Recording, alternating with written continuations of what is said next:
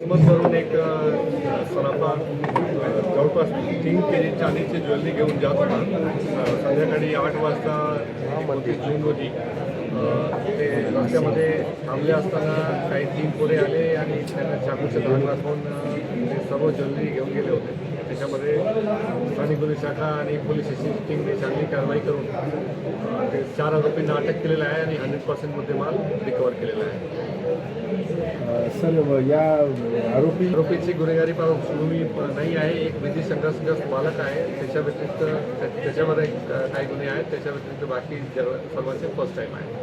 ते ह्याच्यामध्ये जो सराफा ज्वेलर होता त्याच्याच ओळखीच्या मित्राने मागचे काही दुश्मनीचे कारणावरून ते हे तिघांना 1 लाख रुपये देऊन सुपारी देऊन असं कारण करायला लावलं.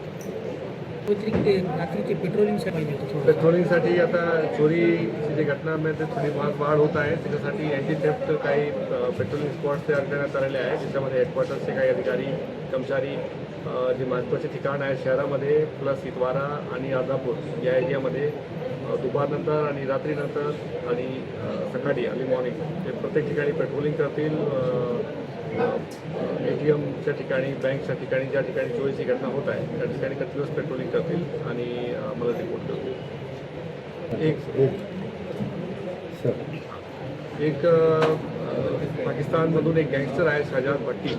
तो असा निदर्शनास आलेला आहे की ISICच्या खाली बरेच लोकांना महाराष्ट्रामध्ये कॉन्टॅक्ट करतो आहे आणि कॉन्टॅक्ट करताना तो खास करून क्रिमिनल बॅकग्राऊंड किंवा क्रिमिनल सारखे वागणणारे सोशल मीडियावर जे पोरे आहेत त्यांच्या कॉन्टॅक्ट करून इंस्टाग्राम किंवा सोशल मीडिया व्हॉट्सॲप किंवा अदर ॲप्सवर कॉन्टॅक्ट करून त्यांना पैसे वापर करून आणि अदर प्रलोभन देऊन त्यांच्याकडून क्राईम घडवण्याचा प्रयत्न करत आहे. तर त्याच्यामध्ये असं आव्हान आहे की जर कोणालाही कुठल्याही फॉरेन नंबरवरून कॉल आला किंवा मेसेज आला की त्याच्यामध्ये कुठलाही रिस्पॉन्स द्यायचा नाही. कारण हा खूपच सिरियस क्राईम आहे आणि याच्यामध्ये तुम्ही आणि तुमची फॅमिली सगळे गुंतवून द्यायला जाणार. इमिडिएटली पोलिसांना इन्फॉर्म करावी. अशी एक गँग चालू आहे जे व्हर्च्युअल नंबर घेऊन लोकांना कॉन्टॅक्ट करत आहे खास करून इंस्टाग्रामवर.